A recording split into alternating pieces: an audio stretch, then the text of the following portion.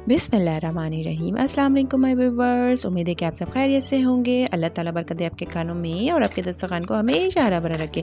जी जनाब, तो ज़बरदस्त सी मीठी टिक्कियाँ क्रिस्पी क्रिस्पी की रेसिपी लेकर हाजिर हूँ मैं आपकी खिदमत में। और ये ऐसी ज़बरदस्त सी टिक्कियाँ है जिसको आप काफ़ी अरसे तक के लिए सेव करके भी रख सकते हैं एयर टाइट जार के अंदर, और जब भी आपका दिल चाहे उसे शाम की चाय के साथ निकालें और खा लें। इसके लिए जो इंग्रेडिएंट्स की ज़रूरत होगी उनमें 2 कप आटा, 1/4 कप शुगर, हाफ कप सूजी, हाफ कप ऑयल, दूध गूंदने के लिए एज रिक्वायर्ड, वैसे मैंने हाफ कप लिया है, कोकोनट पाउडर 4 टेबल स्पून और सफ़ेद तिल 4 टेबल स्पून या सेजमी सीड। एक बाउल लेंगे बड़ा सा और उसके अंदर 2 कप आटा ऐड करेंगे, सूजी ऐड करेंगे आधा कप और चीनी ऐड करेंगे, पिसा हुआ नारियल ऐड करेंगे और सफ़ेद तिल और 1 टीस्पून नमक का भी ऐड करेंगे। नमक मैंने इंग्रेडिएंट्स में नहीं रखा था लेकिन इसमें नमक भी ऐड करेंगे 1 टीस्पून। इन तमाम खुश्क मसालों को मिक्स करेंगे अच्छी तरह से और फिर इसके अंदर step by step half cup oil को ऐड करते जाएंगे और हाथों से मिक्स करेंगे। तमाम ऑयल को इकट्ठे ऐड नहीं करना है, हम इस तरह से मिक्स करते जाएंगे ताकि क्रम्स बन जाएं। और फिर इसमें मैंने छोटी इलायची भी फ्लेवर के लिए ऐड किया था, 4 छोटी इलायची को कूट लिया था।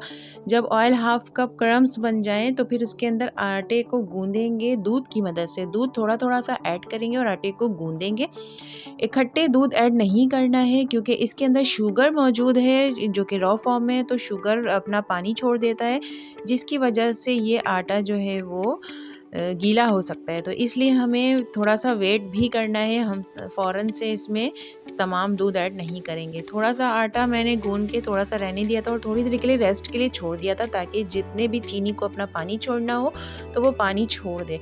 अगर हम इसमें जल्दबाजी करेंगे आटे को गूंदने में तो बाद में ये आटा बिल्कुल ही गीला हो जाएगा। तो हमें थोड़ा सा रेस्ट देने के बाद दोबारा से इसको गूंदेंगे अच्छी तरह से और फिर रेस्ट के लिए रख देंगे। और ये बाकायदा तौर पर प्रॉपर शेप में आ चुका है। अब हम इसके बॉल्स बना लेंगे। अपनी मर्ज़ी से 2 बॉल्स भी बना सकते हैं आप, और मैंने यहाँ पे 3 बॉल्स बनाए हैं। अब इसको डस्ट करके बेलेंगे इस पेड़े को। थोड़ी सी थिक ही मैंने बेला है क्योंकि जब हम मीठी टिक्कियाँ बनाएंगे और वो थोड़ी सी मोटी होगी खस्ता खस्ता सी, तो खाने में आपको बहुत मज़ा आएगा। बहुत ज़्यादा मैंने पतला डो नहीं लिया है, थोड़ी सी मोटे डो के साथ मैं इसको बनाऊंगी। ये देख लें, ये मैंने इसकी मोटाई दिखा दी है आपको। अब हम इसको शेप देंगे प्रॉपर। चाहे तो आप गिलास से, स्टील के गिलास से भी शेप दे सकते हैं, कटर से भी शेप दे सकते हैं।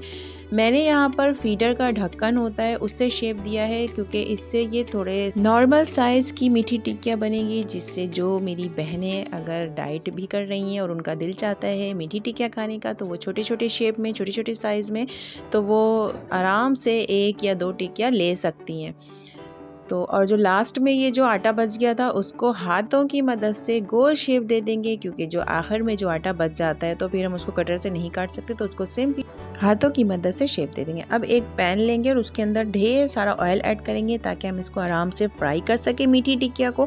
उसके गरम करेंगे तेल को, और गरम करने के बाद चेक करने का तरीका ये है कि आटे का छोटा सा पीस डालकर हम तेल के अंदर चेक करेंगे। अगर तेल के अंदर बुलबुले या बबल्स बनने लगे तो समझ जाए कि तेल रेडी है। अब इसमें 1 बाय 1 मीठी टिक्किया को ऐड कर देंगे और चूल्हे की फ्लेम को स्लो कर देंगे। हम इस तमाम मीठी टिक्किया को स्लो आंच पर ही फ्राई करेंगे, हमें तेज़ आंच नहीं करना है। तेज़ आंच करने से क्या होगा कि ऊपर की टिक्किया पक जाएगी लेकिन अंदर से ये कच्चे रह जाएंगे। तो हमें इस बात का बहुत ज़्यादा ख्याल करना है कि चूल्हे की आंच को बिल्कुल स्लो रखना है, जल्दबाजी नहीं करनी है। अच्छी तरह से ब्राउन हो जाए तो निकाल लें और फिर यही प्रोसेस दोबारा से रिपीट कर लें। 1 बाय 1 तमाम मीठी टिक्कियाँ रेडी हो जाए तो उसको निकाल लें और इसको फैला कर रख दें ताकि ये ठंडी होने के बाद और ज़्यादा खस्ती और क्रिस्पी बन जाएंगी। आप थोड़ी देर के लिए रेस्ट देंगे, ठंडा होने देंगे, तो इसको ठंडा होने के बाद ये क्रिस्पी क्रिस्पी से बन जाएंगे लेकिन खाने में उतने ही नरम होंगे। इसकी आवाज़ कितनी ज़बरदस्त सी आपने महसूस की है, और इसका टेक्सचर, इसका कलर, और इसके अंदर जो सफ़ेद तिल है ये देखिए अंदर से भी पकी हुई है। इस तरह से ये ज़बरदस्त सी मीठी टिक्कियाँ रेडी है। आप इसको सेव करके भी रख सकते हैं। आपको जब भी दिल चाहे शाम की चाय के साथ इसको आराम से आप निकाल कर खा सकते हैं। और बाज़ लोग इसको रजब के महीने में भी बनाते हैं। तो आप इसकी रेसिपी आपके पास आ गई है फूड एवेन्यू की तरफ से। आपके मेन्यू में एक और रेसिपी का इजाफा हो गया है और आप इसको घर पर बनाकर ज़रूर ट्राई करें। ज़रूर आपको ये बेकरी से भी अच्छा टेस्ट मिलेगा। और ये देखें कितनी क्रिस्पी सी आवाज़ इसकी कितनी प्यारी लग रही है। ये देखने में और महसूस करने में जितनी क्रिस्पी है आप खाएंगे उतनी ही ज़्यादा सॉफ्ट आपको ये मीठी टिक्कियाँ मिलेंगी। अगर वीडियो पसंद आई तो लाइक करें, शेयर करें, सब्सक्राइब करें। Thank you.